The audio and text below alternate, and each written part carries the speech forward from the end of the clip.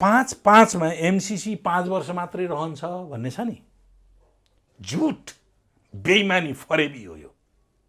MCC अनन्तकालसम्म रहन्छ। आयो भने आयो, आयो भने आयो। कानुन 4वटा हुन्: संविधान, ऐन, नियम, सर्वोच्च अदालतको फैसला।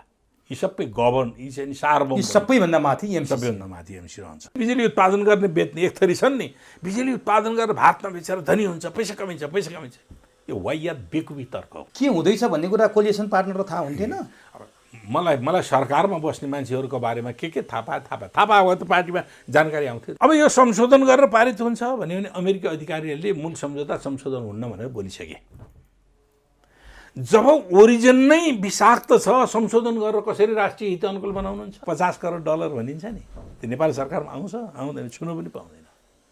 त्यही एमसिएले चाहिँ ठेक्कापट्टा गर्छ, एमसीसी मातहत भएर ठेक्कापट्टा गरेपछि उनीहरूले भुक्तानी दिन्छन्, उनीहरूले सबै चिज गर्छ। त्यही त मैले यो दलाली हो। उनीहरू सत्य बोलिरहेछन्, हामी असत्य झुट किन बोलिरहेछौँ? त्यही हो दलाली भनेको। मैले अघि भएन न, मानसिकता, दिमाग के छ नि, साम्राज्यवादीको दिमाग। नेपालमा जन्म्यो,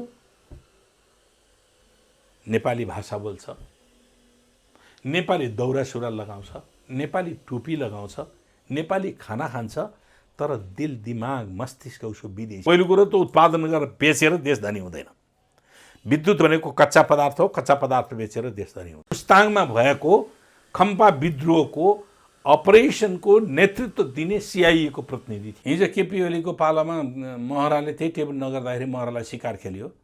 आज अग्निलाई शिकार खेल्ने कोसिस गरिएको छ र पुराना मुद्दाहरू उठाएर अग्निलाई चाहिँ कोर्टमा चाहिँ उभ्याउनका निम्ति प्रयत्न गरिएको छ। यो सम्झौता कुनै पनि शर्तमा, कुनै पनि हालतमा पारित गर्नु हुँदैन, लागू गर्नु हुँदैन। दर्शकवृन्द नमस्कार, चुरो कुरोमा तपाईँलाई हार्दिक स्वागत छ। चुरो कुरोमा हामी मूलतः देशको राजनीतिक, आर्थिक, सांस्कृतिक र सामाजिक विषयमा केन्द्रित भएर संवाद गर्ने गर्छौँ र आजको चुरो कुरो मुख्यतः सम्पूर्ण रूपमा एमसीसीसँग केन्द्रित रहनेछ। एमसीसी र बिआरआईलाई किन दाँजेर हेरिएको छ, यी भित्रका तात्विक भिन्नताहरू के छन्, हामी यी र यस्तै विषयमा गम्भीर र मिहिन ढङ्गले छलफल गर्नेछौँ। यसका निमित्त आजको चुरो कुरोमा एमसीसीका बारेमा निरन्तर रूपमा खबरदारी गर्दै आउनुभएका र एमसीसी भित्रका हानिकारक कुरा, बिआरआई भित्रका सकारात्मक कुरा र एमसीसी बिआरआईका भिन्नताका बारेमा निकै मिहिन ढङ्गले अध्ययन गर्नुभएका नेकपा माओवादी केन्द्रका स्थायी कमिटी सदस्य लीलामणि पोखरेलसँग हामी संवाद गर्नेछौँ। सबभन्दा पहिले चुरो कुरोमा म नेकपा माओवादी केन्द्रका स्थायी कमिटी सदस्य लीलामणि पोखरेललाई स्वागत गर्छु। तपाईँलाई चुरो कुरोमा हार्दिक स्वागत छ। धन्यवाद। झन्डै 4 वर्षदेखि एमसीसीको बारेमा जगमा पुगेर जनजनका घर घरमा पुग्ने गरी निकै बहस भएको छ। एमसीसी भन्दा बित्तिकै सकारात्मक सोच्ने सायद जनता बिरलै होलान्, केही नेता होलान्, जनता बिरलै छन्। यसमा पनि तपाईँले गरेको अध्ययन अनुसन्धान, तपाईँका अगाडिका ती फाइलले नै व्यक्त गर्छन्। एमसीसी के उद्देश्यका लागि सन् 2017मा सम्झौता गरेर नेपाल भित्राउने तयारी गरियो र त्योभन्दा अगाडिदेखि नै श्रृङ्खलाबद्ध रूपमा एमसीसी ल्याउने प्रयास गरियो? उद्देश्य चाहिँ के थियो एमसीसी नेपालमा भित्राउनुको? मैले यहाँबाट सुरु गरेँ। तपाईँले यो महत्त्वपूर्ण क्वेसन हो। विश्व राजनीति खास गरी दुई ध्रुवमा मूलतः बाँडिएको थियो। जुन बेला सोभियत युनियनको अस्तित्व थियो त्यति बेला एउटा ध्रुव सोभियत युनियन अथवा समाजवादी क्याम्प शक्तिका हिसाबले हामीले त बेग्लै ढङ्गले परिभाषित गरेका थियौँ। अर्को ध्रुव पुँजीवादी, जसको नेतृत्व अमेरिकाले गरिरहेको थियो। ध्रुवको यो अन्तर्राष्ट्रिय शक्ति सन्तुलनको स्थितिमा यी गतिविधिहरू संसारलाई आफ्नो पक्षमा अनुकूलतामा फेर्ने, संसारका अरू बाँकी रेस्ट अफ द कन्ट्रिज लाई आफ्नो अनुकूलतामा ल्याउनका निम्ति प्रयत्न गरिरहेका थिए। त्यसका निम्ति सोभियत युनियनको अवस्थितिको बेलामा वार्सा प्याक्ट र नाटो प्याक्ट दुईटा समूह, नाटो भनेको अमेरिकाको लिडरसिपमा, वार्सा प्याक्ट भनेको सोभियत युनियनको लिडरसिपमा पूर्वी युरोपका मुलुकहरू, त्यसमा चीन सामेल थिएन है। सोभियत युनियनको विघटन पछाडि समाजवादी क्याम्पलाई अलि मजबुत गर्ने दौरानमा चीन अगाडि बढ्दै आयो। सोभियत युनियनको विघटन भयो। 2000 सम्ममा आइपुग्दा, 2000 मिलेनियममा आइपुग्दासम्म चीन एउटा शक्तिको रूपमा माथि आइसकेपछि अमेरिकाले आफ्नो ग्लोबल पोलिसीमा अलिकति सिफ्ट गर्न खोज्यो। अब यो इमर्जिङ पावर मेरा निम्ति च्यालेन्ज हुँदैछ भन्ने कुराहरू अमेरिकाले यसरी बुझ्यो। 2001मा ट्विन टावरको घटना भयो। न्युयोर्कका जुम्ल्या भवनमाथि बिन लादेनका उहरूले चाहिँ हानिसके पछाडि अब अमेरिकाले नीतिगत रूपमा नै आफ्नो रणनीति सुरक्षा सम्बन्धी अवधारणालाई मध्यनजर गरेर अन्तर्राष्ट्रिय रूपमा सहायता र लगानी सम्बन्धी रणनीति सिफ्ट गर्यो। अब के गर्ने त भन्दाखेरि जुनसुकै कुरोमा पनि अमेरिकाको सुरक्षा रणनीतिलाई अगाडि राखेर मात्रै सहायताहरू प्रदान गर्ने। सुरक्षा रणनीतिलाई अगाडि राख्ने बेलामा उसले सहायताका मोडालिटीमा के चेन्ज गर्यो त भन्दाखेरि अब यसलाई के गर्ने त भन्दाखेरि अरू युएसएड आदि संस्थाहरूबाट दिने गरे, त्यो गैर सरकारी संस्थाको माध्यमबाट गइरहेको थियो है, अन्तर्राष्ट्रिय गैर सरकारी माध्यमबाट। अब आफ्नै लगानीमा सरकारकै पूर्ण नियन्त्रणमा त्यस्तो संस्था खडा गरेर लगानी गर्ने भन्यो। अब लगानीका सन्दर्भमा के थियो त भने संयुक्त राष्ट्रसङ्घले विकसित मुलुकहरूलाई एउटा निर्देशन दिएको थियो, तिम्रो आफ्नो बजेटको 0.7% त्यो अविकसित मुलुक गरिब मुलुकहरूलाई उनीहरूको पूर्वाधार विकासको निम्ति दिनुपर्छ भनेर उसले निर्देशन दिएको थियो। सन् 2002को मेक्सिकोमा भएको ब्याङ्कर्सहरूको बैठकमा सम्मेलनमा जर्ज डब्लु बुश जुनियर आफै उपस्थित भएका थिए। त्यति बेला उनले हामीले सहायता दिन्छौँ तर अहिले हामी 7% होइन 0.3% दिन्छौँ, तर हामीले एमसिसी मिलेनियम च्यालेन्ज कर्पोरेसन भन्ने संस्था निर्माण गरेर त्यसको माध्यमबाट हाम्रो रणनीतिक उद्देश्यका साथ हाम्रो सुरक्षालाई पनि, हाम्रो राष्ट्रिय सुरक्षालाई खलल नपर्ने गरिकन हामी दिन्छौँ भनेर उनले त्यहाँ कमिटमेन्ट गरेपछि 2003को डिसेम्बरमा कानुन बन्यो। अमेरिकी सिनेटले कानुन पास गर्यो। 2004मा यो अपरेट भएर अनुदान दिन थाल्यो। सबभन्दा पहिलो 2005मा मडागास्कर र हन्डुरासमा यो सहायताको सुरुवात, एमसिसीको सहायता सुरुवात भयो। मिलेनियम च्यालेन्ज कर्पोरेसन भनेर यसको नाम चाहिँ कर्पोरेसनको रूपमा भयो, तर यसको नियन्त्रण, पूर्ण नियन्त्रण के हो भने अमेरिकी रक्षा मन्त्रालयद्वारा। भनेपछि यो प्राइभेट निजी कम्पनी थियो अमेरिकाको। निजी कम्पनी होइन, त्यो फर्मेसन त्यस्तो बनिदियो है, तर कम्प्लिटली लगानी पनि सरकारको, नियन्त्रण पनि सरकारको। सरकारमा पनि कसै रक्षा मन्त्रालयको। त्यो के उद्देश्यले त्यस्तो बनाएको, सरकारको अङ्ग नबनायो? होइन, अब त्यो उद्देश्य के देखिन्छ त भन्दाखेरि उनीहरू अन्तर्राष्ट्रिय क्षेत्रमा लगानी पनि गर्ने, तर थुप्रै मुलुकहरूसँग पुग्नका निम्ति डाइरेक्ट सरकारको भन्ने कुराहरू नगरेर फ्रेममा के देख्यो भने निजी एउटा प्राइभेट सेक्टरबाट अर्थात् कर्पोरेसन सेक्टरबाट लगानी गरेको जस्तो देखिने। तर के हो त भन्दाखेरि मुख्य उद्देश्य के भने अमेरिकाको सुरक्षा रणनीतिलाई, यो उसको रणनीति थियो। यस, त्यसमा चाहिँ रणनीतिक सिफ्ट पनि भनिएको छ क्या, सहायता सम्बन्धी रणनीतिमा रूपान्तर, परिवर्तन भनेर भनिएको छ। अब म धेरै लामो इतिहासमा जान्न, संक्षिप्तीकरण। अब त्यसको नि नेपाल, अब उनीहरूले सहायता दिने सम्बन्धमा के प्रिन्सिपल बनाएका देखिन्छन्, हाम्रा यो सम्झौतामा देखिन्न क्या, त्यो अदृश्य छन् ती देखिन्छन्। उनीहरू के देखिन्छन् भने 4वटा क्राइटेरिया बनाएको छ। एउटा अमेरिका र अमेरिका सम्बद्ध राष्ट्रहरूको एलायन्स भएका राष्ट्रहरू जस्तो नाटो, क्वाड, अहिले आएर पछिल्लो चरणमा क्वाड, यस्ता राष्ट्रहरू। अब पछिल्लो चरणमा आउँदाखेरि इन्डो पेसिफिक, आइपिएस पनि आइपिओ। दोस्रो अमेरिका र अमेरिका सम्बद्ध राष्ट्रहरू। दोस्रो क्याटेगोरीमा रणनैतिक महत्त्व भएका देशहरू जस्तो Egypt, Israel, Philippines, Indonesia, south Korea, यस्ता रणनैतिक महत्त्व भएका देशहरू, कहाँ उनीहरूले त्यो सहायता प्रदान गर्ने है। अनि अर्को पनि छ त्यसमा, त्यो रणनीतिक महत्त्व के छ भन्दाखेरि अन द वे कहीँबाट उनीहरू लजिस्टिकहरू एक ठाउँबाट अर्को ठाउँ लैजानु पर्यो, सामुद्रिक मार्ग, स्थल मार्ग, हवाई मार्ग, तिनटै मार्गमा पर्ने क्षेत्रका त्यस्ता देशहरू जस्तो श्रीलङ्का है, जसले अस्वीकार गरिसक्यो है, उसले अस्वीकार गरिसक्यो, जस्तो खाडीका देशहरू है, रणनीतिक रूपले महत्त्व राख्दछन् हैन, जस्तो तेल सम्बन्धमा खाडीका देशहरूमाथि अमेरिकी हस्तक्षेप भएको छ नि। यी यस्ता ठाउँहरू जहाँबाट सेना पनि आवागमन गर्न सकियोस्, हतियार पनि लैजान सकियोस् र उनीहरूसँग आर्थिक कारोबार व्यापार पनि अगाडि बढाउन सकियोस् भन्ने उद्देश्य राखेको दोस्रो क्याटेगोरी भने मैले। तेस्रो क्याटेगोरी द्वन्द्वबाट भर्खरै आन्तरिक वा बाह्य द्वन्द्वबाट निस्किएका देशहरू जसको ट्रान्जिसनल फेज हुन्छ क्या, एकदम फ्रेजाइल सङ्क्रमणकाल तरलताको स्थिति हुन्छ। तेस्रो, चौथो संसारका गरिब राष्ट्रहरू, 4वटा क्याटेगोरी हो है। अब यो रणनीति उसले बनाएको थियो, यो रणनीति छ उसको। अब यो रणनीति नेपाल कसरी पस्यो? अब नेपालमा कहिले भन्दाखेरि नेपाल त 10 वर्षको जनयुद्ध र जनआन्दोलनबाट एउटा सङ्क्रमणकालबाट गुज्रेर 2008 पछाडि यता आएको छ नि त हो। 2008मा भारतीय सेनाका पूर्व क्याप्टेन गुरप्रीत खुराना भन्नेले आइपिएस भन्ने अवधारणा अगाडि सारे, इन्डो पेसिफिक स्ट्राटेजी भन्ने अवधारणा उनले सारेका हुन्। त्योभन्दा अगाडि के थियो? थिएन, आइपिएस भन्ने थिएन। त्योभन्दा अगाडि के थियो भने विभिन्न, जस्तो आसियान थियो है, एसिया थियो, एसिया चाहिँ कर्पोरेसन भन्ने थियो है। अनि त्यसपछि विभिन्न क्षेत्रमा विभिन्न प्रकारका संस्थाहरू मार्फत गर्ने गरेका थिए है। एसिया पेसिफिक थियो है, एसिया पेसिफिक इकोनोमिक कोअपरेसन भन्ने थियो। यी विभिन्न संस्थाहरू मार्फत उसले आफ्नो त्यो काम गरिरहेको देखिन्थ्यो।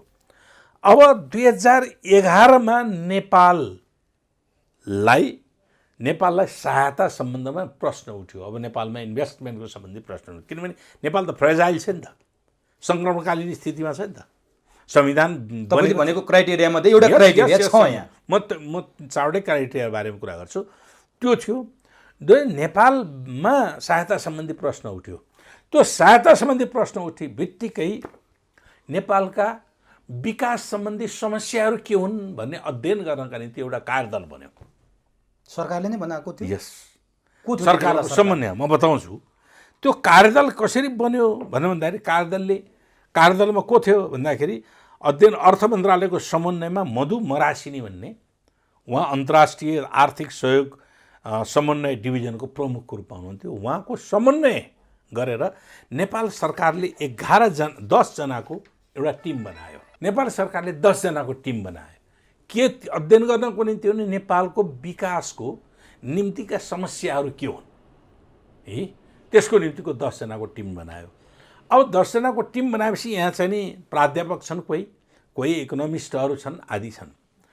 तर त्यो टिमलाई एसिस्ट गर्न भन्ने नाममा लिड एजेन्सीको रूपमा, नेतृत्वदायी अगुवा एजेन्सीको रूपमा कसलाई निम्ता गर्यो त भन्दाखेरि त्यही एमसिसीलाई निम्ता गर्यो। यो निहित थियो, योजनाबद्ध थियो अथवा संयोग थियो? संयोग भन्ने प्रश्नै उठ्दैन, यो त संयोग भन्ने कुरै उठ्दैन, यो योजनाबद्ध। किनभने नेपाल ट्रान्जिसनल फेजमा थियो। त्यो ट्रान्जिसनल फेज अर्को पनि के भन्नुहोस् भने नेपाल स्ट्रेटेजिक लोकेसनमा छ, रणनीतिक महत्त्वको केन्द्रमा छ। चीन र भारतको चीन भारत बीच दक्षिण पूर्वी एसियाका मुलुकहरूसँग सुपरभिजन गर्नका निम्ति यहाँको लोकेसन सबभन्दा प्राइम लोकेसन हो नेपाल है।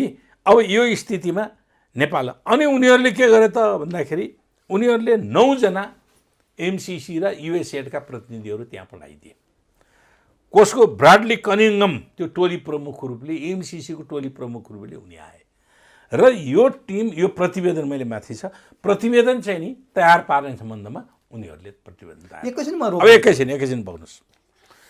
अब यो प्रतिवेदनले हेऱ्यो के चिजमा हेऱ्यो त भन्दाखेरि 5-7वटा कुराहरूलाई अध्ययन गरेको छ। जस्तो नेपालको आर्थिक विकासका निम्ति अवरोध के हुन् त भन्दाखेरि अस्थिर सरकार भन्छ, त्यहाँ लागेको छ। त्यस्तै अर्थतन्त्रमा कर्मचारी तन्त्रको ढिला सुस्ती, प्रम्प्टली कर्मचारी तन्त्र सक्रियता साथ नजाने, डिले गर्ने आदि इत्यादि। कानुनी जटिलता है, इन्भेस्टमेन्टको निम्ति कानुनी जटिलता आदि चिजहरू। मजदुर समस्या है, अर्को कुरा उठाएको छ। अर्को, अब ढुवानीका निम्ति खराब रोड, महँगो भयो, भाडा महँगो पर्यो है, त्यो उठाउँछ। अर्को, विद्युत उत्पादन क्षमता त छ, विद्युत उत्पादन गरेर बेच्नका निम्ति ग्रिड छैन, ट्रान्समिसन लाइन चाहिँ नि कस्तो भन्दा हाई भोल्टेज ट्रान्समिसन लाइन छैन भन्ने ढङ्गको उनीहरूको यो 5-7वटा निष्कर्षहरू निकालेको छ त्यो उसमा है। अब के गर्ने त?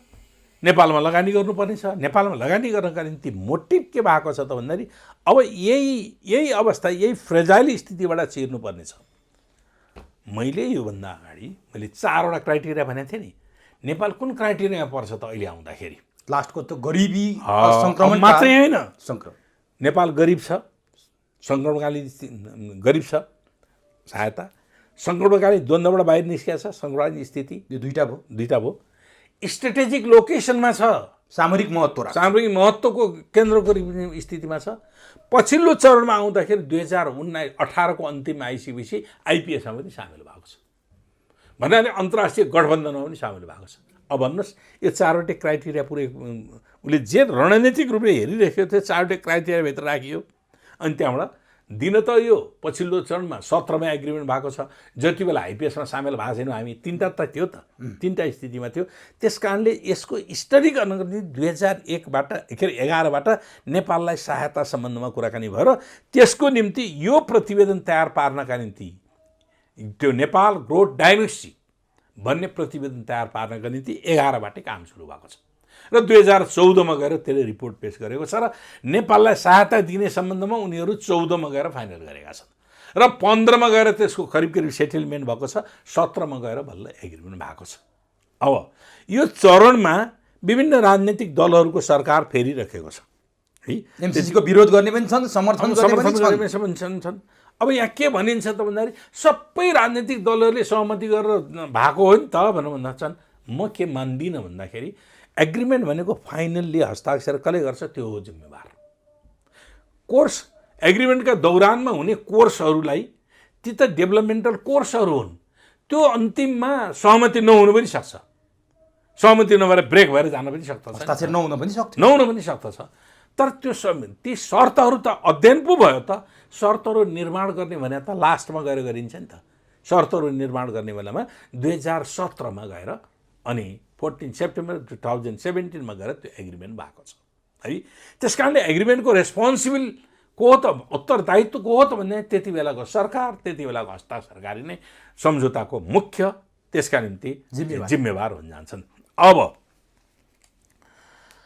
मैले तपाईँलाई भने नि यसको फाइन्डिङ के थियो भन्ने कुरा म अलिकति मलाई लागेको जिज्ञासा सोधु।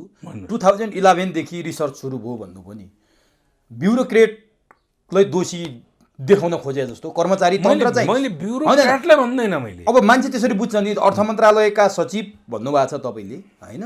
अनि मान्छेहरूले बुझ्दाखेरि के भन्छन् भनेपछि कर्मचारी तन्त्र जो स्थायी सरकार हो उनीहरूको जिम्मेवारी रहेछ। त्यति बेलाको सरकारमा बसेको नेतृत्व, त्यति बेलाको राजनीतिक शक्तिको जिम्मेवारी हुँदैन यसमा। तपाईँले जसको नाम लिनुभयो, कसले के गर्दैछ भन्ने मोनिटरिङ त सरकारले, नेतृत्वले गर्थ्यो होला। यस। अब यहाँ के गर्न खोजिएको छ त भन्दाखेरि झलनाथको पालामा सुरु भएको, अथवा झलनाथ पनि मन्त्री थिए, बाबुरामको पालामा सुरु भयो, बाबुरामको पालामा भयो, वर्षमान अर्थमन्त्री थिए भन्छ, प्रचण्ड पनि मन्त्री भए। हरेक डेभलपमेन्टहरू प्राइम मिनिस्टर कहाँ पुग्या हुँदैन, अन द वे हुन्छ ब्युरोक्रेटिक लेभलमा। त्यो ब्युरोक्रेटिक लेभलका व्यक्तिहरूको हेर्नुहुन्छ कसले गरेका छन्, त्यसको लिड गर्न ब्युरोक्रेटिक जसको नामै छैन यहाँ, जसले लिड गरेको छ यसको। यहाँ के भनियो त विद्वान, अमेरिकामा पढेका, बेलायतमा पनि पढेका, विश्व अर्थतन्त्र बारेमा बुझेका कृष्ण गेवाली भन्ने कुराहरू आएको छ क्या। मेरो कृष्ण गेवालीसँग पनि छलफल परेको छु। कृष्ण गेवाली उहाँले लिड गर्नुभएको, हामी आफैले बनाएको भन्नुहुन्थ्यो। मसँग त्यो त्यति बेला ग्रोथ डायग्नोस्टिक चाहिँ त्यो नेपाल ग्रोथ डायग्नोस्टिक थिएन, मैले पाएको थिएन। म त्यति बेला भएको भए यो के हो भनेर भन्ने थिएँ। अब त्यति बेला उहाँहरूले लिड गरे। उहाँहरू के अहिलेको हाम्रो कन्स्टिट्युसनको मोडालिटीमा हुनुहुन्छ, उहाँहरू समाजवाद उन्मुख समाज निर्माण गर्ने दिशामा हुनुहुन्छ या नव उदारवादी अर्थव्यवस्थाका हिमायती हुन्छ। त्यस कारण यो एग्रिमेन्ट के हो त भने नव उदारवादी अर्थव्यवस्था जसले उपनिवेश कायम गर्छ, नव उदारवादी अर्थव्यवस्था जसले विश्वव्यापी रूपमा आर्थिक उपनिवेश कायम गर्दछ। त्यसो भए यसो भन्न सकिन्छ उहाँहरू काहीँ न काहीँबाट प्रभावित हुनुहुन्थ्यो। अफकोर्स उहाँहरूको मेन्टालिटी, उहाँहरूको सोच्ने शैली समाजवाद उन्मुख सोच्ने शैली थिएन। राजनीतिक नेतृत्व चाहिँ चोखो भयो। अब राजनीतिक नेतृत्वले सधैँभरि सबै डेभलपमेन्ट पाइसकेको हुँदैन। म ब्युरोक्राट्सलाई भन्दा पनि त्यो पोलिटिकल सिस्टमबाट आएको कुरो हो। उनलाई जसले इनिसिएट गर्यो नि, प्रारम्भमै इनिसिएट गर्यो, त्यहाँबाट सुरु भएको छ र फाइनलमा जाँदाखेरि त्यसका शर्तहरू जो शर्तहरू राखियो त्यो शर्तहरू अस्वीकार छ भने त एग्रिमेन्टै हुँदैन थियो नि त। ती शर्तहरू जुन राखियो जसको कुराहरू भनेपछि संरक्षण राजनीतिक नेतृत्वको पनि थियो भन्ने कुरा एकदमै प्रश्न एकदमै हुन्छ। राजनीतिक नेतृत्व पनि जिम्मेवार त्यो पानीमाथिको ओभानो बन्छ भन्ने कुरा अब को थिए त राजनीतिक? अब सुन्नुहोस् न, राजनीतिक नेतृत्वमा को थिए भन्ने भन्दा पनि यसले फाइनल कोर्स कसरी आयो भन्ने कुराहरू हामीले हेर्नुपर्ने हुन्छ। म एकैछिन तपाईँले एउटा प्रश्न कहाँनिर रोक्न चाहे, त्यो म त्यहाँ तपाईँको त्यो एकदमै महत्त्वपूर्ण र जरुरी छ, म जान्छु। तर काहीँ कतै जो विश्लेषकसँग हामी कुरा गर्न बस्छौँ नि, त्यति बेला उहाँहरूको एउटा तर्क छ के, बाबुराम भट्टराई प्रधानमन्त्री र वर्तमान अर्थमन्त्री हुँदा सुरु भयो। अघि तपाईँले पनि त्यो भन्नुभएको छ, बिचमा झलनाथ भए, केपी ओली भए, शेरबहादुर भए, सुशील पनि भए, प्रचण्ड भए, जम्मै भए। अनि अहिले विरोध गर्नेहरूको के तुक छ, आफ्नै पार्टीका नेताहरूले सुरु गरेका छन्, आफ्नै पार्टी जम्मै सहभागी छन्, भीमरावल पनि, इभन भीमरावल पनि सहभागी छन्। भीमरावलले बोल्ने ठाउँ कहाँ छ? लीलामणि पोखरेललाई अलिकति छ, किनभने उहाँ बस्नु भएको छन्। यो आरोप लाग्छ क्या, यो प्रश्न पार्दैन। 1950 को ट्रिटी कसले गरे? म त्यसरी हेर्छु कि ट्रिटी गर्नका निम्ति ट्रिटी कसले गर्यो त?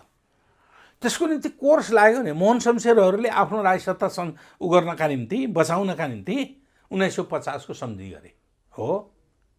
तर त्यो कहिलेबाट? 2004बाट सुरु भयो र 6मा गएर एग्रिमेन्ट भएको छ नि त, ट्रिटी भएको छ नि त।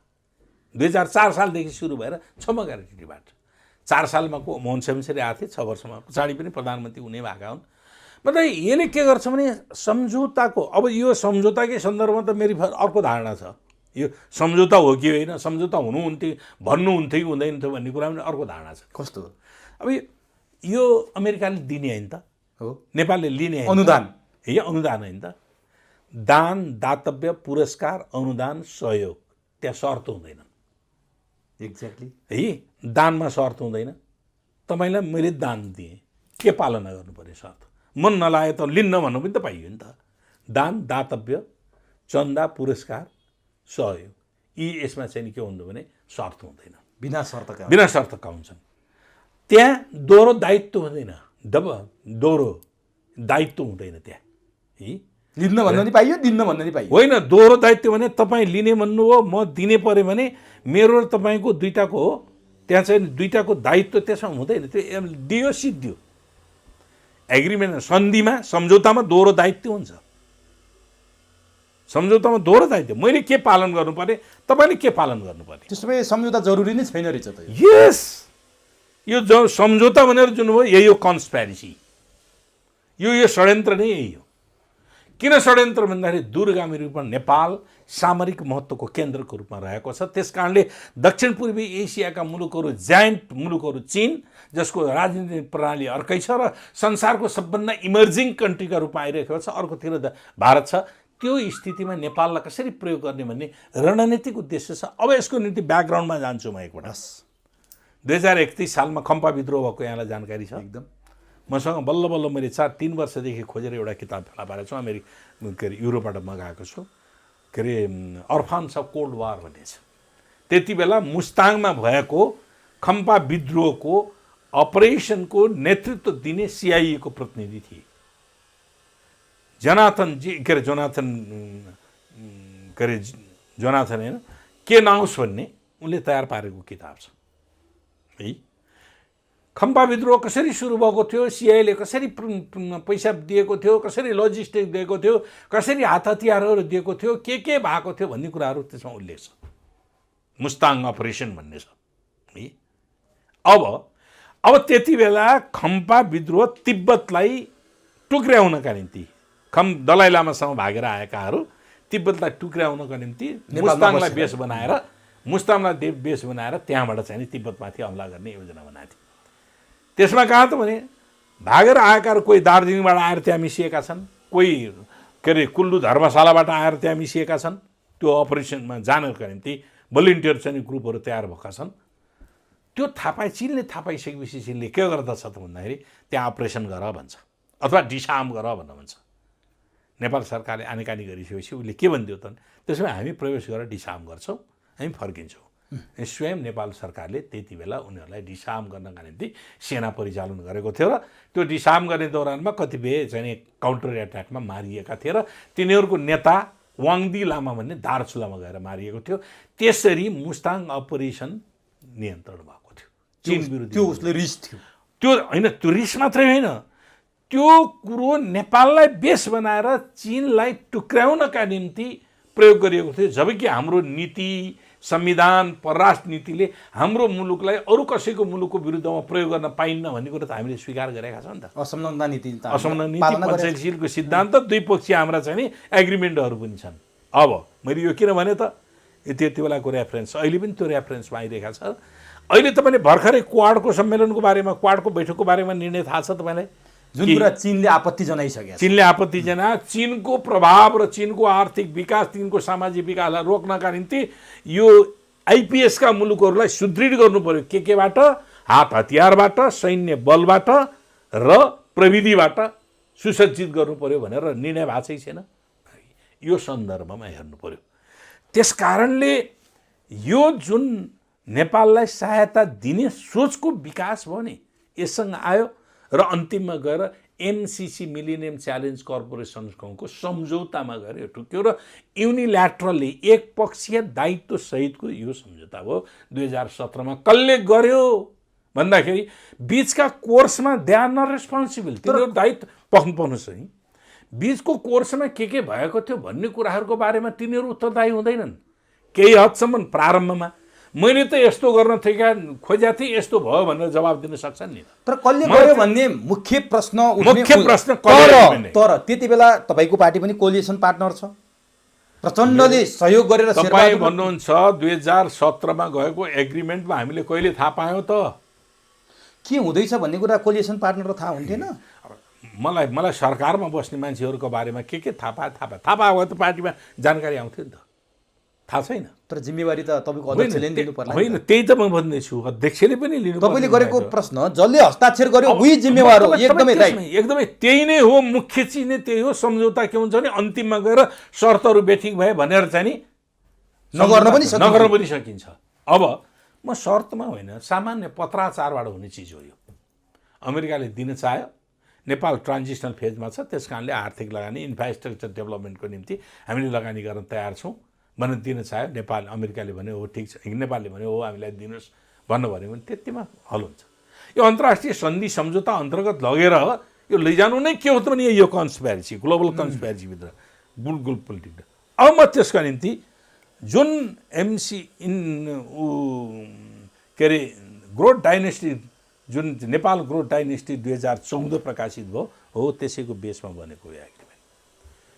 त्यसले के भनिदियो? बाटो खराब छ, त्यस कारण बाटोमा लगानी गरिदिने, ट्रान्समिसन लाइन उत्पादन गरेर बेच्नुपर्छ। पहिलो कुरो त उत्पादन गरेर बेचेर देश धनी हुँदैन। विद्युत भनेको कच्चा पदार्थ हो, कच्चा पदार्थ बेचेर देश धनी हुँदैन। देश धनी हुनका निम्ति प्रोसेस्ड गुड है, औद्योगिक उत्पादन बेचेर मात्रै बल्ल धनी हुने कुरा हुन्छ। जनताको उपभोग, विद्युत उपभोग क्षमता बढायो भने देश धनी हुन्छ। किन? बत्ती बाल्नु मात्रै त छैन, बत्ती ऊर्जा प्राप्त भएपछि त त्यसले इन्डस्ट्री माग गर्दछ। स्वाभाविक रूपले ऊर्जा प्राप्त भएपछि इन्डस्ट्रीहरू आउँछन् है। इन्डस्ट्री आउँदाखेरि उत्पादन गर्छ, उत्पादन गरेपछि बजारमा लागेपछि स्वाभाविक रूपले आर्थिक क्रयशक्ति लाभ हुन्छ, आर्थिक क्रयशक्ति बढ्दछ। यो हो संसारमा अहिले जुन मुलुकहरूले सबभन्दा बढ्ता बिजुली उपभोग गर्छन् ती मुलुकका जनताहरू धनी छन् नै छन्। अब हाम्रो कन्सेप्ट के ल्याइदियो भने बिजुली उत्पादन गर्ने बेच्ने एक थरी छन् नि, बिजुली उत्पादन गरेर भात नबेचेर धनी हुन्छ, पैसा कमाइन्छ। यो वाहियात बेकुबी तर्क हो। मैले त्यसैले प्रायोरिटी के हो त हाम्रो एग्रिकल्चर बेस्ड इन्डस्ट्री बनाऊ, मल कारखाना। हरेक वर्ष मलका निम्ति हामीले नेपाली जनताले, किसानहरूले दुःख पाइरहेका छन्, आफ्नो उत्पादन ह्रास भइरहेको छ। अनि विदेशबाट मल ल्याउँछ, मल ल्याउने बेलामा कमिसन चल्छ, कमिसन भएपछि किसानहरूलाई मार पर्छ, त्यो कमिसन खाने मोटाइरहेको छ। मल कारखाना उत्पादन जसले के गर्छ, 300-400 मेगावाट एउटै कारखानाले विद्युत खपत गर्छ। सिमेन्टको निम्ति हाम्रो पोटेन्सियल, हामीले क्लिङ्कर उत्पादन गर्नुको निम्ति विदेशबाट ल्याउनु पर्दैन, हामीसँग चुनढुङ्गाहरू छ, हामीसँगै चाहिँ तयार छ। एउटै सिमेन्ट उद्योगको निम्ति 500 मेगावाट, 400-500 मेगावाट उसले खपत गर्छ। हर्बल इन्डस्ट्री आज रामदेवको औषधि खाएर बस्नु परिरहेको छ, त्यो कहाँबाट गएका छन्? हामी कहाँ प्रोसेस गरेर इन्डस्ट्री बनाउन सकिँदैन। वन जङ्गल अरू उत्पादनहरू छन्, एग्रो बेस्ड इन्डस्ट्रीहरू छन्। त्यस कारण जसले विद्युत खपत गर्दछ त्यो उत्पादन गर्ने। अर्को तपाईँलाई असाध्यै महत्त्वपूर्ण कुरा बताइदिन्छु, त्यो के हो भने ट्रान्सपोर्टेसनमा हामीले चाहिँ विद्युतीकरण किन नगर्ने। एक लिटर तेलले सामान्य गाडी, साना गाडीहरू 10 किलोमिटर, न्यूनतम 10 किलोमिटर गुड्छ हो। अहिले तेलको भाउ कति छ? 113। 113 रुपियाँले कति गुड्छ? 10 किलोमिटर गुड्छ। बिजुली 1 युनिट बिजुलीले 10 किलोमिटर गुड्छ। बिजुलीको भाउ कति छ? टेन्टेटिभ 12 रुपियाँ छ युनिट अहिले। म्याक्सिमम 12। मिनिमम त 7 रुपियाँ छ नि त। अब 7 रुपियाँकोले पनि 10 किलोमिटर गुड्छ, 113 रुपियाँले पनि 10 किलोमिटर गुड्छ। कति बच्यो? त्यसको निम्ति देशको अर्थव्यवस्थालाई मजबुत गराउनको निम्ति ऊर्जा खपत हुने भयो। वार्षिक खरबौँ रुपियाँ तेलका लागि, खरबौँ रुपियाँ, हाम्रो 2.5 खरब रुपियाँ जति हामीले तेलको चाहिँ पेट्रोलियम प्रोडक्टको हामी आयात गरिरहेका छौँ। ल नि त, हामी त्यो दिशामा जाने हाम्रो प्रायोरिटी त्यो हो कि हामीले चाहिँ नि यो एमसिसी के चाहिँ नि सम्झौता गरेर देशलाई चाहिँ नि दास बनाएर खरानी बनाएर चाहिँ गर्ने यो। अब त्यस कारणले गर्दाखेरि यो हाम्रो उत्पादन गरेर आफैले खपत गर्ने। तर यो प्रोजेक्ट के ल्याइदियो त नि? विद्युत लप्सेफेदीदेखि नुवाकोटबाट तनु, दमनीबाट पाल्पा डाँडा, बुटोल हुँदै नुवाकोट डाँडा, पाल्पाको नुवाकोट डाँडा, बुटोल हुँदै बोर्डरबाट गोरखपुर। हाम्रो प्रायोरिटी हो, त्यहाँ हो प्रायोरिटी। हाम्रो एग्रिकल्चर अहिले इरिगेसन हाम्रो व्यवस्थापन छैन। विद्युत लगाइदिनु 400-500 मेगावाट त्यही खपत भएको छ विद्युतबाट चाहिँ पानी तान्ने है। अहिले त्यो थर्मल प्लान्ट प्रयोग भइरहेको छ, तेल प्रयोग भइरहेको छ, त्यो सिँचाइ गर्नका निम्ति पम्पिङ सेटहरू प्रयोग गर्नका निम्ति भइरहेछ। त्यसमा विद्युत लगाउने गर्ने विद्युत प्राधिकरणले उहिले माग गरेको, मसँग प्रोजेक्ट योजना छ लागू गरिदिनुहोस् भनेर इरिगेसन डिपार्टमेन्टलाई उसले माग गरेको। 2011मा एमसिसी चाहियो भनेर रिसर्च गर्नेहरूले तपाईँले यो भनेका कुरामा रिसर्च गर्न किन सकेन? मलाई थाहा छैन, ती प्रभुहरू म जान्दिनँ। किनभने म त के भन्छु भने दुईटा कुरामा देश विभाजित हुनु हुँदैन। एउटा देशको राष्ट्रियतामा विभाजित हुनु हुँदैन, एउटा विकासमा विभाजित हुनु हुँदैन भन्ने मैले सुरुदेखि भनिदिएको छु। भनेका कुरा यिनै हो। विकासको प्रतिफल आम जनताले प्रयोग गर्ने हो, राष्ट्रिय स्वाधीनता भएन भने त्यो मुलुक सिद्धियो भन्ने हो। अब देश तपाईँलाई मैले एउटा सम्झाइदिन्छु। पार्लियामेन्टमा मैले बोलेको छु धेरै पहिले, जुन बेला म पार्लियामेन्टमा थिएँ। नेपालमा जन्म्यो, नेपाली भाषा बोल्छ, नेपाली दौरा सुरुवाल लगाउँछ, नेपाली टोपी लगाउँछ, नेपाली खाना खान्छ, तर दिल दिमाग मस्तिष्क उसको विदेशी छ भनेको छु। उसले नेपालको गौरव गर्दैन, उसले विदेशको गौरव गर्दछ। त्यति बेला थोरै थिए तपाईँले भन्दा, अब त को हो भन्ने कुरा नि छुट्याउन नसकिने। त्यस कारणले गर्दाखेरि अब यो एग्रिमेन्टमा जाने बेलामा यो एग्रिमेन्टले म व्यक्तिगत रूपमा फलानु व्यक्ति चिलानु व्यक्ति भन्ने भन्दा पनि यो ओरिएन्टेसनै बेठिक थियो क्या। अब नि तपाईँले यो मूलभूत प्रश्न उठाइरहँदा यो त सामान्य रूपमा नेपालले गर्न सक्ने, एमसिसी नगरे पनि हुने कुरा, गरिसकेपछिका मूलभूत प्रश्न छन् नि। ल जस्तै अब गरिसकेपछि म ठ्याक्कै टकटक के भन्छु भने पहिलो कुरो यो सन्धि नै होइन भने मैले यो सामान्य पत्राचार सम्झौतै होइन भन्नु, सम्झौतै होइन पत्राचार, किनभने अनुदान पनि छ। अनुदानै हो, दानमा सम्झौता हुँदैन, गजबको कुरा हो यो। अनुदान दातव्य सहायता अनुदानमा सम्झौता, त्यहाँ कुनै शर्तहरू हुँदैनन्। किनभने दिने ल मेरो यति शर्त पालन गर तैँले ले भनेर कसैले भन्नु हुँदैन क्या। यो त्यसरी आयो क्या। अब मुख्य प्रश्नमा जाऊँ, यो सम्झौता गरिसकेपछि उठेका यो त्यसरी आयो। पहिलो कुरो यो सम्झौताको प्रोटोकल मिलेन। एउटा कर्मचारी, सामान्य कर्मचारी र मन्त्रीले गरेको छ, असमान भयो, असमान सम्झौता भयो नि त। यो प्रोटोकल नमिलिसके पछाडि नेपाल होच्याइयो। एउटा कर्मचारी, त्यो पनि एनजिओ टाइपको अर्गनाइजेसनको एउटा चाहिँ नि हाम्रो उपसचिव सरहको कर्मचारीले मन्त्रीसँग बसेर चाहिँ नि के गरिदियो भने प्रोटोकल। पहिलो गडबड त्यहाँबाट भयो। पहिलो प्रारम्भमा नै, त्यसको ब्याकग्राउन्डमा भएको कुरा त अलग कुराहरू छ। अर्को अमेरिकाले के छ भने अमेरिका फर्स्ट भन्ने नीति अन्तर्गत संसारभरिका मुलुकहरूलाई हेर्ने गरेको छ। America first, American citizen are the supreme citizen of the world भन्ने क्या, संसारका सबभन्दा उन्नत स्तरका नागरिक हुन् भन्ने सोच, यो हेगेमोनिस्ट सोच हो। यो ठिक होइन। यो अन्तर्राष्ट्रिय वसुधैव कुटुम्बको अवधारणा अन्तर्गत छैन। त्यस कारणले त्यसैको परिणामस्वरूप नेपाललाई चाहिँ नि त्यो चाहिँ नि मन्त्री र उसको बिचमा चाहिँ नि सम्झौता हुनु पुग्यो। एउटा पहाड। अब यो सम्झौता भइसके पछाडि सम्झौता अनुमोदनको निम्ति संसदमा लाने भनेर कमिटमेन्ट गराइयो। संसदमा किन लाने? पहिलो कुरो त्यो सम्झौता संसदमा अनुमोदनको आवश्यक पर्दैन। हामीले संविधानमा के गरेका छौँ, दीर्घकालीन प्रकृतिका। अहिलेसम्म कुनै सम्झौता संसदबाट अनुमोदन प्राय भएकै छैन। है, सम्झौता अनुमोदन गर्नु भनेको कानुन बनाउनु हो। त्यसलाई पार्लियामेन्टले पास गरेपछि त कानुन बन्छ नि त। कानुन नभनौँला, तर यो भित्र भएका शर्तहरूले हामीलाई कानुनको रूप दिन्छ। कानुन बनाउनु भनेको यो स्थायी प्रकृतिको भन्ने, यही कानुनमा टेकेर, यहाँ भएका शर्तहरूलाई टेकेर सम्झौताकारी पक्ष यहाँ प्रवेश गर्छ र त्यसका कमजोरीहरूलाई फाइदा उठाउँछ। र नेपालको यस सम्बन्धमा नेपालको दूरगामी हिसाबले धेरै सम्झौताहरू भएका छन्। यससँग जोडिएर पनि मूल सम्झौता एउटा छ, त्यसको एउटा सम्झौता मात्रै पार्लियामेन्टमा पेश गर्ने भन्छ, अरू सम्झौताको बारेमा केही पनि गर्दैन। जब मूल सम्झौताका अन्तर्वस्तुलाई फेरेर अर्को सम्झौता गरेको छ, किनभने त्यो सम्झौतामा उल्लेख गरेको छ यो सम्झौता संसदमा पारित गर्दाखेरि पार्लियामेन्टमा इन्डोर्स गर्नुपर्ने भयो पेश गरेको, तर यसको संशोधन पार्लियामेन्टमा लानु पर्दैन भनेर लेखिएको छ। म बुदागत रूपमा तपाईँलाई भनिदिन्छु है। त्यो अर्को, यो सम्झौता हामीले अनुमोदन गर्ने हो भने हामीलाई अरू कतिवटा दर्जनौँ सम्झौता भएको छन् भनिन्छ। एउटा सम्झौता त मैले अनौपचारिक रूपमा पाएको छु, युवराज खतिवडाले गर्नुभएको इम्प्लिमेन्टेसन एग्रिमेन्ट छ, जो यो मूल सम्झौतामा छैन, त्यो सम्झौतामा छ।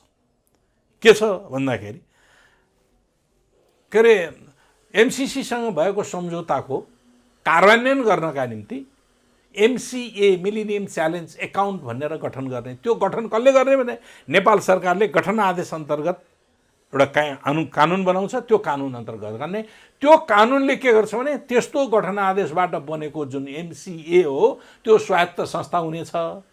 स्वायत्त संस्थामा चाहिँ नेपाल सरकारको कुनै पनि हस्तक्षेप लाग्दैन। लाग्छ कसको? एमसिसीको लाग्छ। एमसिसीको निर्देशन, एमसिसीलाई रिपोर्ट, एमसिसीले खटनपटन, एमसिसीले चाहिँ नि उ गर्ने कुराहरू व्यवस्था गरेको छ।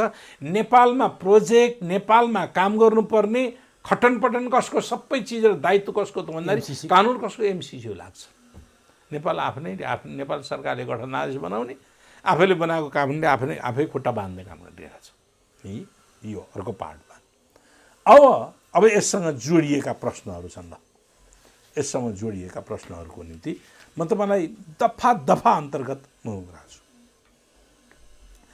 अब सम्झौताका के छन् भने मुख्य सम्झौता भयो, मुख्य सम्झौतासँग जोडिएका अनुसूची पनि सम्झौताकै पार्टमा छन्, क्रियान्वयन सम्झौता भयो र एमसिसीसँग गरिएका पत्राचारहरू पनि छन्। ती हरेकको हैसियत सम्झौता बराबर हुन्छ। हरेकको हैसियत दफाको हैसियत सम्झौता दफा होइन नि त। यी त सम्झौताका रूपहरू छन्। मुख्य सम्झौता एउटा भयो, जो निलो ब्याकग्राउन्डमा आएको हामी कहाँ आइरहेको छ। मुख्य सम्झौतासँग संलग्न भएको अनुसूची, त्योभित्र अनुसूची छन् नि, अनुसूची भनेको व्याख्या गर्ने कुरा हुन्छ, त्यो व्याख्याका कुराहरू भए। क्रियान्वयन सम्झौता भनेको इम्प्लिमेन्टेसन एग्रिमेन्ट, यो थुप्रै भाषण भन्ने छ है, तर अहिले अनौपचारिक जस्तै एउटा उदाहरण युवराज खतिवडाको छ। अनि एमसिसीसँग भएका पत्राचारहरू छन्, त्यो कसले पत्राचार गर्छ भने एमसिएले गर्छ र त्यसको हैसियत कानुन सरह बनाइदिएको छ। है, रूपहरू भयो। अब यो सम्झौता गर्ने अङ्गहरू छन्। अङ्गहरू संयुक्त राज्य अमेरिकी सरकार, जसको एमसिसी मार्फत आएको हुन्छ, मिलेनियम च्यालेन्ज कर्पोरेसनका अधिकारीहरू। तेस्रो एमसिए मिलेनियम च्यालेन्ज एकाउन्ट भयो। यो अङ्गहरू छ। नेपाल सरकारले गठन आदेश बमोजिम परियोजना सञ्चालनको निम्ति कार्यरत हुने ठेकेदार कम्पनी पनि हामीले छुन पाउँदैनौँ। फेरि ठेकेदार कम्पनी 50 करोड डलर भनिन्छ नि, त्यो नेपाली सरकारमा आउँदैन, छुन पनि पाउँदैन। त्यो त्यही एमसिएले चाहिँ ठेक्कापट्टा गर्छ। एमसिसी मात्र भएर ठेक्कापट्टा गरेपछि उनीहरूले भुक्तानी दिन्छन्, उनीहरूले सबै चिज गर्छन्। सरकारको केही त्यहाँ कुनै गुन्जाइस हुँदैन। त्यो गुन्जाइस मात्र होइन, अर्को थप कुरा गरिदिन्छु मैले। नेपाल सरकारले 13 करोड डलर बराबरको पैसा डिपोजिट गर्नुपर्छ।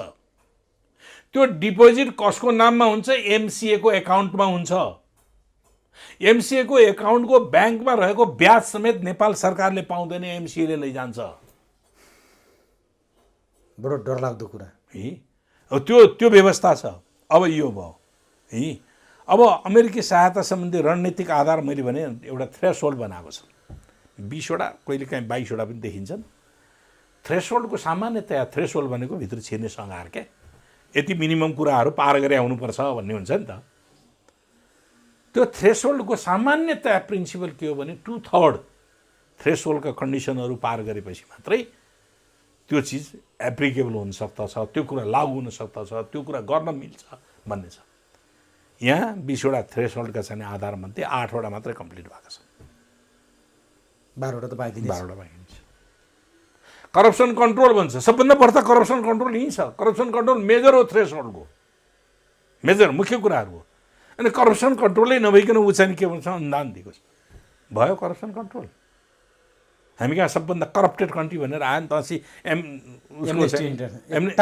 ट्रान्सपेरेन्सी इन्टरनेसनलले आएन, त्यो पनि कहाँबाट भने प्राइम मिनिस्टर लेभलबाट भनेर आयो नि त। तर उहाँले अस्वीकार गरिदिनु भयो, त्यतातिर नजाऊ, ठिकै छ। अनि मैले एउटा मात्रै उदाहरण दिएको थिएँ, एउटा मात्रै उदाहरण दिएको कुराहरू है। त्यस कारणले गर्दाखेरि यो प्रश्न छ। अब प्रक्रियाका सन्दर्भमा प्रक्रियाको मैले अघि भनिहालेँ है। प्रक्रिया भने अब 50 करोड डलर एकपटक होइन, 2 पटकमा, एकचोटि 45 करोड, अर्कोचोटि 5 करोड गरेर दिने कुराहरू गरेको छ नेपालको, त्यो भइहाल्यो होइन। अब यो के प्रोजेक्टको निम्ति भन्न छुट्यायो भन्दाखेरि 2टा प्रोजेक्ट भनियो। एउटा हाइटेन्सन लाइन, एउटा रोड, 400 किलोमिटर रोडमा 5वटा रोड भनिएको छ, स्ट्राटेजिक रोड भन्छ त्यहाँ, सामरिक महत्त्वका 5वटा रोड फेरि सुन्नुहोस् फेरि 5वटा रोड भने कहाँ त चारालीदेखि फिदिमसम्म एउटा, अब त्यसपछि यता आउँदा धरानदेखि धनकुटासम्म, तेस्रो कदमादेखि उदयपुरसम्म गाईघाटसम्मको, चौथो हेटौडादेखि भेम्बेदीसम्मको, 5औं अमिलियादेखि तुलसीपुरसम्मको। यो एग्रिमेन्टमा छ त्यो, तर अहिले त्यो चेन्ज भयो। चेन्ज हुनको निम्ति कुनै चाहिएन, उसले आफ्नो मन लाग्ने चेन्ज गर्यो। चेन्ज गरेर अब यसलाई एप्रोच गरे होला नि, चेन्ज भयो। चेन्ज भएर कहाँ पूर्व पश्चिम राजमार्गको चन्द्रवटादेखि शिवखोलासम्मको 101 किलोमिटरलाई एक्सपेन्सन गर्ने भनेर, विस्तार गर्ने भनेर चाहिँ नि अहिले फेरि प्रोग्राम चेन्ज भएको छ। अब यो भयो। अब परियोजनाको कति आवश्यक कति अनावश्यक भन्ने कुराहरू बारेमा मैले तपाईँलाई भन्छु। हामीलाई चाहिए के हो त? हाम्रो आवश्यकता त्यही हो। अहिले हामीलाई ट्रान्समिसन लाइन नभएर इन्डिया हामीले बिजुली पठाउन पाएनौँ। हामी त मुजफ्फरपुर ढल्केभरको चाहिँ नि ट्रान्समिसन 400 केबीको ट्रान्समिसन लाइन त बनाइसक्यो त। नेपाल सरकारले आफ्नै लगानीमा पूर्व पश्चिम राजमार्गलाई बेस बनाएर हाम्रो ट्रान्समिसन लाइनको अपग्रेड गरिरहेको छ। 132लाई 400 केबी बनाइरहेको छ। त्यो विद्युत प्राधिकरणको लिडरसिपमा भइरहेको छ है। त्यसको कस्ट पर किलोमिटर 5 करोडदेखि 6 करोडसम्म पर्छ, जबकि यो ट्रान्समिसन लाइनको 16 करोड जति पर्न आएको छ। 10 करोड बढी छ है प्रति किलोमिटर भनिएको छ, 16 करोड लगभग पर्न आउँछ भनिएको छ। अब हेर्नुहोस्, अब हाम्रा प्रायोरिटी के हुन्? गुणस्तरीय विद्युत उत्पादन गर्ने हो है, वैज्ञानिक शिक्षा प्रणाली, व्यवहारिक आधुनिक देशभक्तिपूर्ण खोजमूलक शिक्षा प्रणालीमा हामीले इन्भेस्ट गर्नु पर्यो। जुन मुलुकमा बढी शिक्षा र स्वास्थ्यमा लगानी गरेको छ त्यो मुलुक के हुन्छ त भन्दाखेरि सबभन्दा बढ्ता चाँडै डेभलप गर्नका निम्ति आधार बन्छ, किनभने ज्ञान चाहियो नि त। हाम्रो शिक्षामा राज्यले त दायित्वबाट पन्छिँदै गएको छ नि है। गुणस्तरीय उत्पादन प्रसारण, अब विद्युतका सम्बन्धमा उत्पादन गर्ने, प्रसारण लाइन बनाउने, देशव्यापी रूपमा नेटवर्क निर्माण गर्ने हो। अहिले बेच्नका निम्ति हतारिनु होइन, सबै जनतालाई आफैलाई पुग्ने छैन। अहिले हामी डिफिसी सेटमा चाहिँ अझै पनि उतैबाट रातिको बेलामा हामीले चाहिँ नि विद्युत खेर जान्छ, दिउँसोको बेलामा हामीलाई पुग्दैन। थुप्रै ठाउँमा पेल्ट्री सेटले अहिले विद्युत बालिरहेको छ। नेसनल ग्रिडमा देश जोडिएको छैन, देशको सिङ्गो भाग नेसनल ग्रिडमा जोडिएको छैन। गुणस्तरीय बिजुली हामीले अझै प्राप्त गर्न सकेका छैनौँ। लोड सेडिङ त हामीले घटायौँ, तर सबै ठाउँमा देशभित्र विद्युत सप्लाई भएको छैन। जोड त त्यहाँ दिनुपर्ने हो नि त। अहिले हामीलाई चाहिँ नि 400 केबीको अलग्गै ग्रिड बनाएर लैजाने हो, आवश्यकता थिएन। अहिले हाम्रो प्लानिङ के थियो त भन्दाखेरि पूर्व पश्चिम राजमार्गलाई आधारित बनेको राष्ट्रिय प्रसारण लाइनलाई अपग्रेड गर्ने र उत्तर पुष्पलाल मार्गलाई आधारित गराएर उत्तरतिरबाट चाहिँ पूर्वदेखि पश्चिमसम्मको अर्को राष्ट्रिय ग्रिड बनाउने, बिचमा के गर्ने भने लिङ्केज क्रस गर्ने। त्यसो गरियो भने हामीले विद्युत बेच्नका निम्ति हामीले उत्पादित गरेको अतिरिक्त विद्युत बेच्नलाई चीनसँग पनि हामी उ गर्न सक्छौँ, हाम्रो उ बनाउन सक्छ, मार्केट बन्न सक्दछ भनेर हामीले त्यो प्लानिङ गरिरहेका छौँ। त्यसको प्लानिङलाई त्यसलाई ध्वस्त पारिदिएर एमसिसी मार्फत लप्सेफेदेखि रातमाटे, रातमाटेबाट तनहुँ, तनहुँबाट पाल्पाट, पाल्पाबाट बुटवल, बुटवलबाट चाहिँ नि बोर्डरबाट गोरखपुर। यहीँनिर छ षड्यन्त्र है। यसभित्र रणनीतिक कुरा छ फेरि त्यहाँभित्रको हिडन। यो पाल्पा पुर्याउनुको पछाडि बतासे डाँडाबाट लन्च हान्न सजिलो हुन्छ भन्ने त्यो कुराहरूको लिखित छैन, तर लिखित कहीँ पनि छैन। यो आशंका धेरै कुराहरू भइरहेका छ, किनभने हामी उही अगुल्टोले हाएको कुकुर बिजुली देखा तर्सिन्छ। किन हिजो हामीले स्वतन्त्रता प्राप्त गर्ने राणाशाहीबाट मुक्ति हुने बेलामा हाम्रो उत्तरी चेकपोस्टमा गएर भारतीय सेनाहरू बसेका थिए। 2028-29 सालमा चेकपोस्टबाट भारतीय सेनाहरू हटाइएको थियो। उत्तरी चेकपोस्टमा हाम्रो सुरक्षाका निम्ति भारतीय सेना गएर बसे। हाम्रो सबरेन्टिमाथिको च्यालेन्ज थिएन त थियो। त्यस कारणले यस्ता कुराहरू भएका छन्। त्यसैले अब यो पृष्ठभूमि के छ त भन्दाखेरि वरिपरिका मुलुकहरूको बिचको द्वन्द्व छ। द्वन्द्वमा नेपाललाई, त्यो द्वन्द्वको बिचबाट नेपाललाई प्रयोग गर्नका निम्ति, नेपालको भूभागलाई प्रयोग गर्नका निम्ति खोजिएको छ। कुन कुन द्वन्द्व छन्? चीन र अमेरिका बिचको द्वन्द्व छ, व्यापार युद्ध छ, धेरै ठुलो द्वन्द्व छ। त्यो द्वन्द्व के हो भने ग्लोबल पावरमा चीनले गरेको विकास र अमेरिकाको गिर्दो अर्थव्यवस्थाको द्वन्द्वको मुख्य कारण हो। चीन त एकदम फास्टली विकास गरिरहेको छ, आर्थिक विकासमा छ, प्रविधि विकासमा छ, सैन्य विकासमा सबै चिजमा विकास छ। अमेरिका के छ भने अछाडि पछाडि यो कोभिडकै देख्नु हो नि त। अमेरिकाको अर्थतन्त्र त ढल्ने पुरा माइनसमा पुग्यो भने चीनको 19% एनुअल ग्रोथ भयो, 19% कुनै एनुअल ग्रोथ भयो। अब यो कुरा चीन र भारत बिचको द्वन्द्व छ, भयो नि त, हनान पनि भयो नि त, द्वन्द्व छ। यो बिचमा हामी छौँ नि त, यो बिचमा हामी छौँ।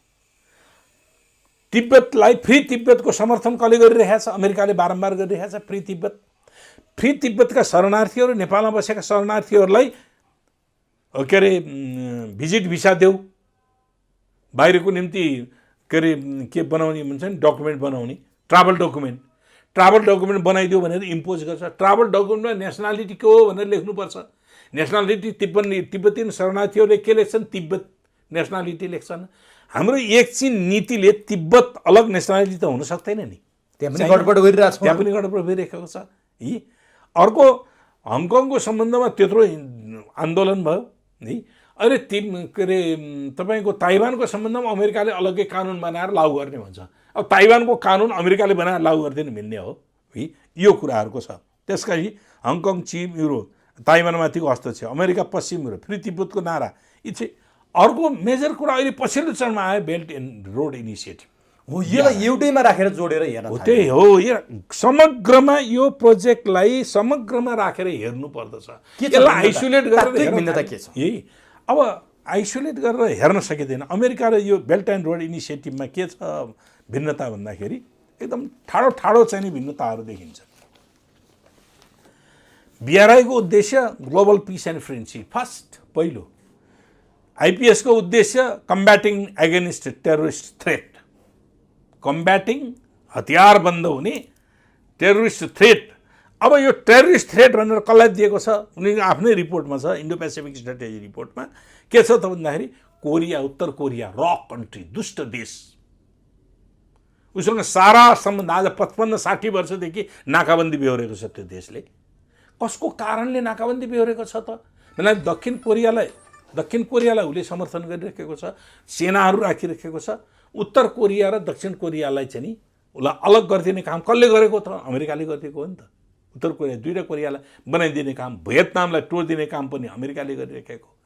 त्यस कारणले त्यसलाई दुष्ट कन्ट्री भनेर सबै नियन्त्रण गरिरहेको छ। चीनलाई रिभिजनिस्ट कन्ट्री भनेर भन्छ।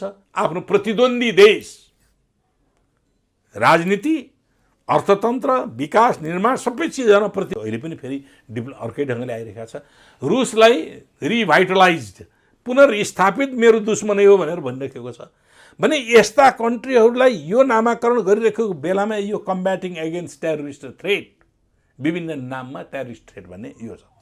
कनेक्टिभिटी, बिआरआईले भन्छ कनेक्टिभिटी भनेको सम्बन्ध, सञ्चार, यातायात आदिबाट सम्बन्ध विकास गर्ने फ्रेन्डसिप रिलेसन भन्छ। उसले प्रमोसन, स्टेबिलिटी एन्ड पार्टनरसिप, उसले पार्टनरसिपको कुरा गर्छ। के गर्ने? पार्टनरसिप कसरी गर्छ?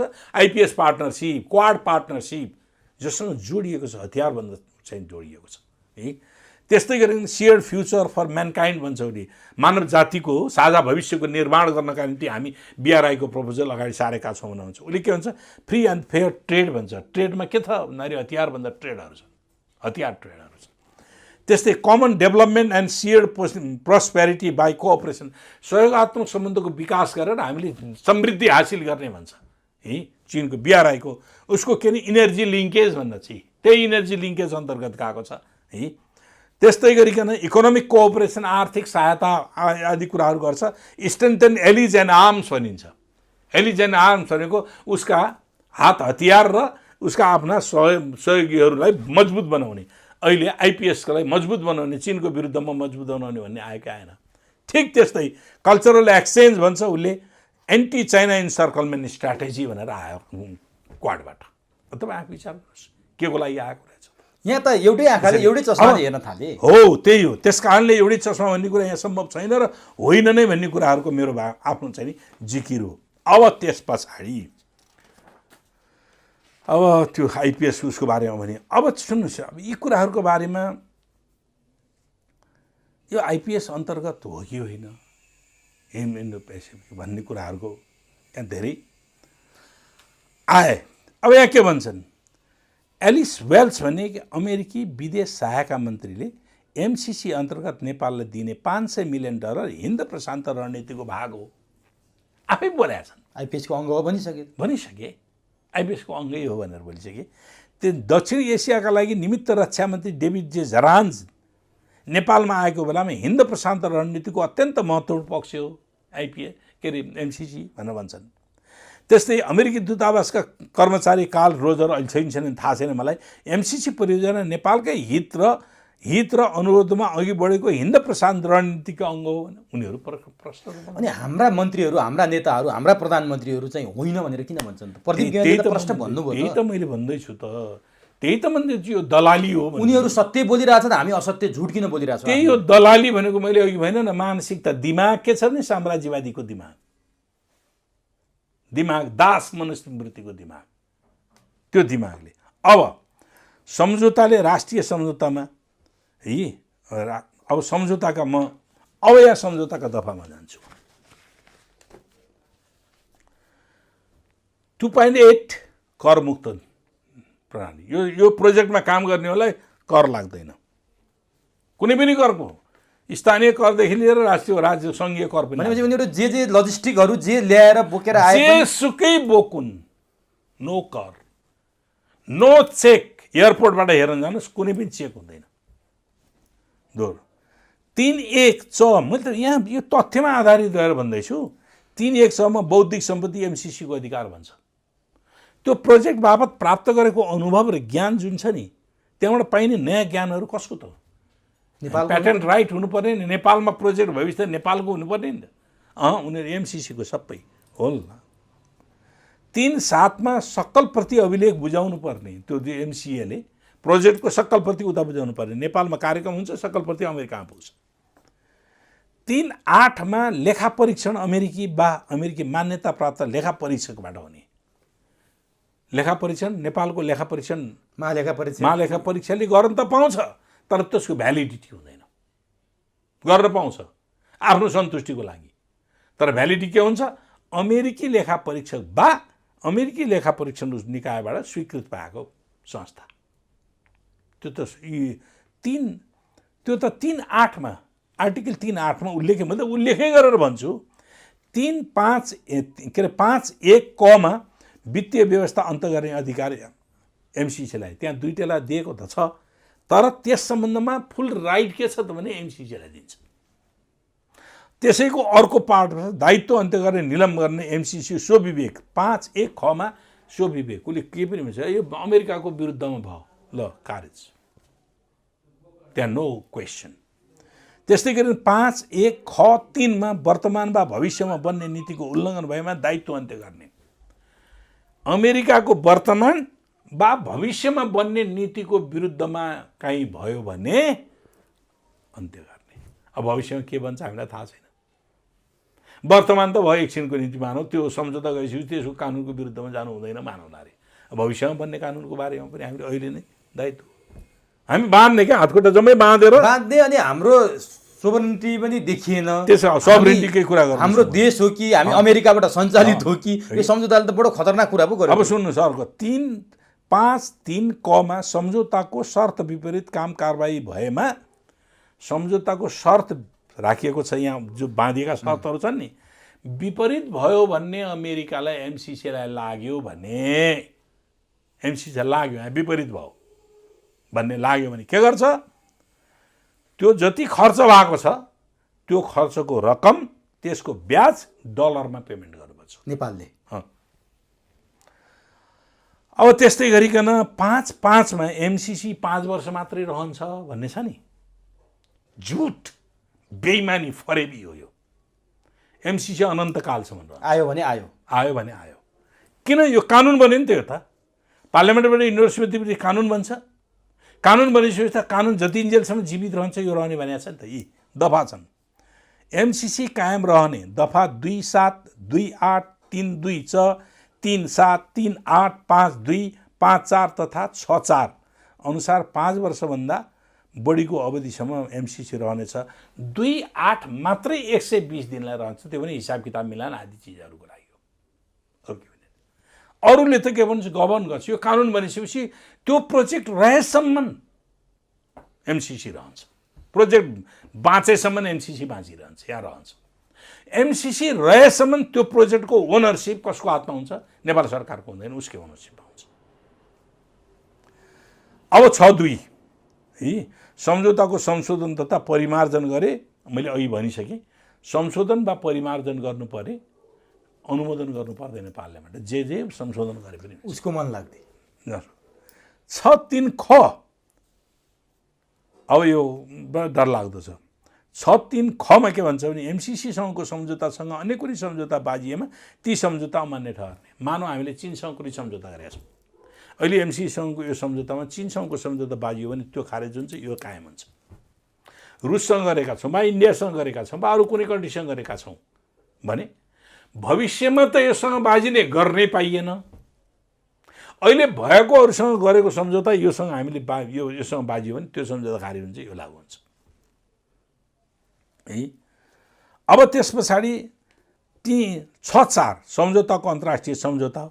मैले अघि नै भने यसलाई अन्तर्राष्ट्रिय सम्झौता भन्यो। किन भनियो त भन्दाखेरि यसलाई गभर्न गर्न, नेपाललाई त्योभित्र मुठीमा राख्न ती सम्झौताको हकमा अन्तर्राष्ट्रिय कानुन लागू हुनेछ। अन्तर्राष्ट्रिय कानुन लागू हुने बित्तिकै के हुन्छ भने सम्झौताको हदसम्म नेपालका कानुनहरू बाजिएको हदसम्म सम्झौता लागू हुने, नेपालका कानुन निलम्बन हुने अथवा आन्तरिक कानुनहरू निलम्बन। कानुन 4वटा हुन्: संविधान, ऐन, नियम, सर्वोच्च अदालतको फैसला। यी सबै गभर्न, यी चाहिँ सार्वभौम, सबैभन्दा माथि सबैभन्दा माथि एमसी रहन्छ। 6.8 आयोजनाको कारण विदेशीलाई नेपालको कानुन नलाग्ने। नेपालको कानुन लाग्दैन यहाँ, उनीहरू जे गरे पनि हुन्छ, मान्छे मारे पनि लाग्दैन। 7.1 अघि मैले भनेको चिज हो। त्यो भनेको नेपालको कानुनसँग बाजियो भने नेपालको कानुन निलम्बन हुने, त्यो लागू हुने है। अब त्यसपछि आर्टिकल 7.4मा सम्झौता हुन कार्यान्वयन भएको मितिदेखि 5 वर्ष, त्यो मैले अघि भनिसकेँ, यसमा आएको छ। 8.1 आयोजनाको निम्ति हामीले अधिकरण गर्छौँ। नेपाल सरकारले पैसा हाल्छ र आयोजनाको उ गर्छ, अधिकरण गर्छ। अहिले जो अधिकरण भइरहेको छ कसको नाममा हुन्छ? त्यो प्रोजेक्टको नाममा जान्छ। प्रोजेक्ट कसको नियन्त्रणमा हुन्छ? एमसिसीको नियन्त्रण, एमसिसी अन्तर्गत एमसिसी। अब क्रियान्वयन सम्झौताहरू छन्। त्यसो क्रियान्वयन सम्झौतामा मेलिनियम त्यहाँ क्रियान्वयन सम्झौता जो हामीलाई जानकारी छैन, मैले अनौपचारिकमा पाएको छु। त्यो सम्झौताको संस्था स्वायत्त संस्था बनाएको, जुन कुरा अघि नै मैले भने, विदेशीलाई त्यहाँनिर काम गर्न बोलाइयो भने उसलाई मल्टिपल भिसा दिनुपर्ने बाध्यात्मक छ। सोध्न पाइँदैन कुन नेसनालिटी हो भनेर, के गर्न आउँदैछ त्यो पनि काम, त्यो कामका निम्ति उसले बोलाउँछ, हेर्दा त काम देखियो तर त्यो सोध्न पाइँदैन, त्यो व्यवस्था छ। अनि त्यो रिपोर्टिङ, कामको जम्मै रिपोर्टिङ एमसिसीलाई गर्छ, एमसिएले नेपाल सरकारलाई गर्दैन। परियोजनाको प्राविधिक विज्ञान, यो मैले भनिहालेँ अहिले, कुनै पनि देशको नागरिकलाई कामको लागि बोलाउँदा नेपाल सरकारले मल्टिपल भिसा दिनु भनिसके। यो हो। अब स्ट्रेटेजिक पार्टनरसिप एग्रिमेन्ट यो भएको छ भन्ने सुनिन्छ, हामीलाई दिएको छैन। रक्षा मन्त्रालयले परराष्ट्रले रक्षा देखाइरहेको छ, यो भएको छैन। अक्सा यस्तो एग्रिमेन्ट गरिसकेपछि acquisition and cross servicing agreement भन्ने हुन्छ। त्यो भनेको सामानहरू ओसार पसार आदि गर्नका निम्ति के ल्याउँछ, के लैजान्छ, जुन कुरा मैले अघि नै भनिसकेँ, यस्तो छ। अब एसपिए स्टेट पार्टनरसिप एग्रिमेन्ट, जुन मैले स्टेट पार्टनरसिप एग्रिमेन्टको बारेमा द्विपक्षीय सहमति गर्ने र वार्ताहरू भएको मसँग रिपोर्ट छ। त्यो 2019मा प्रकाशित, जुन 1मा प्रकाशित रिपोर्टमा त्यहाँ के छ भने नेपालमा स्ट्रेटेजिक पार्टनरसिप भनेर चाहिँ नि त्यो सेना, दुईटा सेनाको बिचमा चाहिँ नि त्यो एउटा वार्ता भएको, पटक पटक वार्ता भएको भन्ने कुराहरू उनले, नेपाली सेना पनि, नेपाली सेना र अमेरिकन सेनाका अधिकारीहरूको बिचमा चाहिँ नि त्यो समाचारहरू पनि आए, समाचार पनि आएको छ, त्यो रिपोर्टमै छ, वार्ता भइरहेको छ भन्ने कुराहरूको रिपोर्टमै छ है। अब अर्को बिआर आइरहेको छ, उसको बेल्टको बारेमा मैले भनिहालेँ। अब आइपिएस इन्डो पेसिफिक स्ट्रेटेजी के का लागि बन्यो त? अब अन्तिम महत्त्वपूर्ण कुरा है, IPS Indo Pacific strategy report भन्ने 2017मा बन्यो। अमेरिका फर्स्ट भन्ने ट्रम्पको पालामा एउटा स्लोगन अगाडि आयो, America first, supreme of the world. त्यसो भएपछि पहिले त एमसिसी मार्फत अमेरिकाको सुरक्षा रणनीतिलाई मध्यनजर गरेर सहायता दिने भन्नु भनियो। पछि के गर्यो भने एउटा इन्स्टिट्युसन यसभित्र यो रिजनमा, इन्डो पेसिफिक रिजनमा, हिन्द प्रशान्त रिजनमा भएका केही मुलुकहरू, 4वटा, पहिले सुरुमा 4वटा कन्ट्रीहरू, भारत, अस्ट्रेलिया, जापान र अमेरिका मिलेर आइपिएस इन्डो पेसिफिक रणनीति भने। त्यो खास गरी के भने समाजवादको प्रभावलाई रोक्नका निम्ति, चीनलाई रोक्न भनौँ न, चीनलाई रोक्न, चीन मात्रै नभनौँ, समाजवादको प्रभावलाई रोक्नको निम्ति। किन एउटा चरणमा त तपाईँको फिलिपिन्स, बर्मा, थाइल्यान्ड, इन्डोनेसिया सबैतिर कम्युनिस्टहरूको प्रभाव बढेर गएको थियो नि त। त्यसलाई कसरी रोक्नका निम्ति आसियान 1967मा आसियान बनेको थियो, 1967मा आसियान बनेको थियो, एसिया पेसिफिक बनेको थियो, एसिया पेसिफिक कोअपरेसन चाहिँ नि आर्थिक सहयोगको चाहिँ नि संस्था बनिराखेको थियो। ती कुराहरूले सम्भव भएन। पछिल्लो चरणमा आउँदाखेरि अब त्यो थियो भने आइपिएस किन बन्यो त भन्दाखेरि यसको मैले अघि नै भने आर्थिक, व्यापारिक, प्राविधिक अनि हात हतियार र सैनिक गठबन्धन, मुख्य सैनिक गठबन्धन। यो त्यो कसको विरुद्धमा बन्यो त भन्दाखेरि ठ्याक्कै भन्यो भने त्यो अमेरिका के अरे चीनको विरुद्धमै बनेको, चीन र समाजवादी समाजको विरुद्धमा बनिएको। र यो अर्कोतिर इकोनोमी के हो त भने नव उदारवादी अर्थव्यवस्था अन्तर्गत, नियो कोलोनाइजिज्म भन्छ क्या, नव उपनिवेशवादी सोचका अन्तर्गत यो निर्माण भएको देखिन्छ। त्यस कारणले गर्दाखेरि अब यो भित्र हामीलाई 2018को डिसेम्बरमा हामीलाई त्यसको मेम्बर बनाइएको, पार्टनर बनाइएको छ। जो हाम्रो कानुनले मिल्दैन, जो हाम्रो संविधानले मिल्दैन, जो हाम्रो फरेन पोलिसीले मिल्दैन, जो हाम्रो पञ्चशीलका सिद्धान्तले मिल्दैन। अब यो कुरा त भयो। अब यसलाई तपाईँ भन्नुहोस्, यसलाई संशोधन गरेर पारित हुन्छ होइन? म अब ठ्याक्कै त्यहीँ आउँदैछु। अब यो कुरा भए, अहिले तपाईँहरू पनि सरकारमा हुनुहुन्छ, मलाई सरकारको कुराबाट अलिकति अलग राखेर भन्यो भने म पहिले अन्तर्वस्तुमा जान्छु अनि त्यसै सरकारको कुरा गर्छु। अब यो संशोधन गरेर पारित हुन्छ भन्यो भने अमेरिकी अधिकारीहरूले मूल सम्झौता संशोधन हुन्न भनेर बोलिसके। जब ओरिजिन नै विषाक्त छ, संशोधन गरेर कसरी राष्ट्रिय हित अनुकूल बनाउनुहुन्छ, कसरी बनाउनुहुन्छ? त्यसो भए हिजो अर्थ मन्त्रालयले, म पख्नुहोस्, अर्थ मन्त्रालयसँग अझ पछाडि जाउँला। अब यो पार्लियामेन्टबाट संशोधन गरेर हामीले संशोधन गरेर हुन्छ र यो त रिटिटी गर्नुपर्ने हुन्छ। उसले पनि त्यही संशोधन गर्नु, दुवै पक्ष राजी हुनु पर्यो। उसले संशोधन गर्ने होइन, ट्रिटीमा नै फेरि सम्झौता गर्नुपर्ने हुन जान्छ है। अर्को सङ्कल्प प्रस्ताव, यो वाहियात कुरा, मुतुको न्यानो कुराहरू, यो सङ्कल्प प्रस्ताव गरेर जस्तो महाकाली सन्धि भएको थियो, त्यो के भयो त है? के भयो त? संसदबाट इन्डोर्स नगरेपछि के हुन्छ नि फेरि? संसदबाट इन्डोर्स नगरेपछि नल एन्ड वाइड हुन्छ। पार्लियामेन्टमा लागु हुने कुरा संसदबाट पास गरेपछि मात्रै लागु हुने भनिएको छ नि त। यो त मुखमा राखे तातो दुध जस्तो पो भइसक्यो। तातो दुध पनि होइन, दुधले पोलिरहेको छ, तासिरहेको छ, हामी थुक्न डराउँछौँ। किनभने यो दुधको स्वाद छ भनेर थुक्न डराउँछौँ। त्यही अवस्थामा विष खाइरहेको छ अनि त्यसैलाई चाहिँ थुक्न डराइरहेको छ।